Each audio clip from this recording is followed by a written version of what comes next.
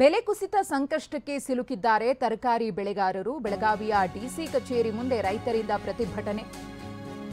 ಬೆಲೆ ಕುಸಿತ ಅನ್ನೋದು ತರಕಾರಿ ಬೆಳೆಗಾರರನ್ನ ಇದೀಗ ಸಂಕಷ್ಟಕ್ಕೆ ಸಿಲುಕಿದ್ದು ಬೆಳಗಾವಿಯ ಡಿಸಿ ಕಚೇರಿಯ ಮುಂದೆ ರೈತರು ಪ್ರತಿಭಟಿಸಿದ್ದಾರೆ. ಡಿಸಿ ಕಚೇರಿಯ ಮುಂದೆ ಎಲೆಕೋಸು ಸುರಿದು ಪ್ರತಿಭಟನೆಯನ್ನ ಮಾಡಿದ್ದಾರೆ. ಸೂಕ್ತ ದರ ಸಿಗದೆ ರೈತರು ಕಂಗಾಲಾಗಿದ್ದಾರೆ. ತರಕಾರಿಗಳನ್ನ ಬೀದಿಗೆ ಸುರಿಯುವಂತಾಗಿದೆ ಅಂತ ಹೇಳಿ ಕಿಡಿಯನ್ನ ಕಾರುತ್ತಿದ್ದಾರೆ. ಸೂಕ್ತ ಬೆಲೆ ಕಲ್ಪಿಸುವಂತೆ ಡಿಸಿ ಮೂಲಕ ಸರ್ಕಾರಕ್ಕೆ ಮನವಿಯನ್ನ ಮಾಡಿಕೊಳ್ತಿದ್ದಾರೆ ರೈತರು. ಗಮನಿಸ್ತಾ ಇದ್ದೀರಿ ದೃಶ್ಯಾವಳಿಯಲ್ಲಿ ಯಾವ ರೀತಿಯಾಗಿ ಎಲೆಕೋಸನ್ನ ಸುರಿದಿದ್ದಾರೆ ರೋಡ್ನಲ್ಲಿ ಅಂತ.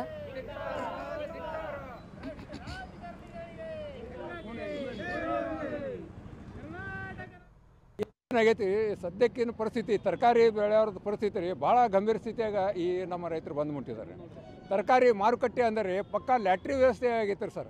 ಬೇಕಾದಂಗೆ ಏರು ಬಿಡ್ತೈತೆ ರೀ, ಬೇಕಾದವಾಗ ಬಿದ್ದು ಬಿಡ್ತೈತೆ. ಈ ಸದ್ಯಕ್ಕೆ ಈ ತರಕಾರಿ ಮಾತ್ರ ಬಿದ್ದು ಬಿಟ್ಟೈತೆ ಅಂದರೆ ನಾವು ಕ್ಯಾಬೇಜ್ ತಂದು ಅಂತ ತಿಳ್ಕೊರಿ, ಕ್ಯಾಬೇಜು ಅದು ಒಂದು ಚೀಲದ ಬಾಡಿಗೆನೂ ಬರೋಂಗಿಲ್ಲ ಸರ್. 60 ಪೈಸೆ ಬೀಳ್ತೈತೆ ರೀ. ಆದರೆ ನಮಗೆ ಬರೋಕೈತೈತೆ ಅಷ್ಟೇ 50 ಪೈಸೆನೂ ಬರಾಕ್ತಾರೆ. ಹೀಗಾಗಿ ಸಾಮಾನ್ಯ ರೈತ ಹೆಂಗೆ ಬದುಕ್ತಾನೆ ರೀ? ಸಾಲ ಸೂಲ ಮಾಡಿ ಬದುಕೊಂತ ರೈತ ಹೆಂಗೆ ಬದುಕ್ತಾನೆ ರೀ? ಕೋವಿಡ್ ಅಂದರೆ ನಮ್ಮ ಹೊಟ್ಟೆ ಕಿತ್ತು ಬಂದೈತೆ ರೀ.